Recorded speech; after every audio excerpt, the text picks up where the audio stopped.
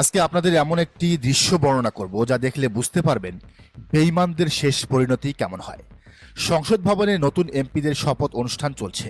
একপাশে চুপচাপ দাঁড়িয়ে আছেন বিদায়ী অন্তর্বর্তীকালীন সরকারের দুই হেভিওয়েট উপদেষ্টা আসিফ নজরুল এবং সৈয়দা রিজওয়ানা হাসান।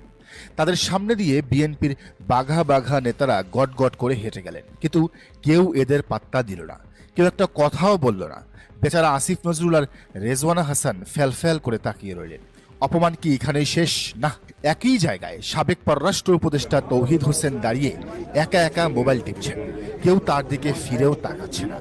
ঠিক তখনই পুলিশের একজন সাধারণ এসআই সাব ইন্সপেক্টর ভিড় ঠেলে যাওয়ার সময় তাকে অনেকটা ধাক্কা দিয়েই সামনে চলে গেলেন। আহা, কোনো কদর নেই, কোনো আদরও নেই।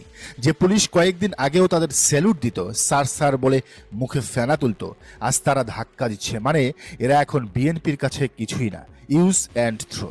সোজা বাংলায় বলতে গেলে অবহেলিত মাল, পচা মাল। এরা শুধু বিএনপির কাছেই অবহেলিত তা নয়, সাধারণ জনগণের কাছেও এরা আজ বেঈমান হিসেবে পরিচিতি পেয়েছে।